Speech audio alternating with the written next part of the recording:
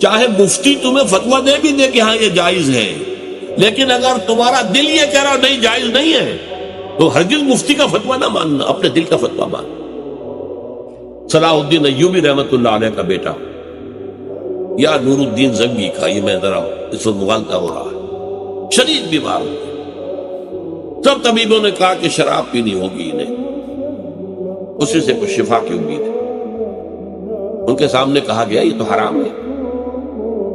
حنفی فتوی مفتی کا فتویٰ لا کے رکھ دیا گیا، جان بچانے کے لیے جائز ہے، لیکن ہو سکتا ہے دوسرے جو ہیں ان کے نزدیک جائز نہ ہو۔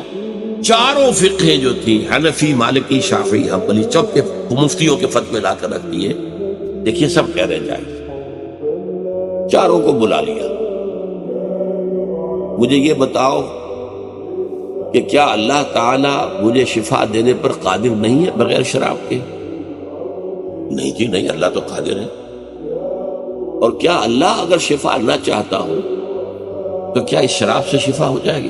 نہیں نہیں نہیں، اٹھاؤ اپنے فتوے اور دفع ہو جاؤ۔ اس اللہ کے بندے نے جان دے دی شراب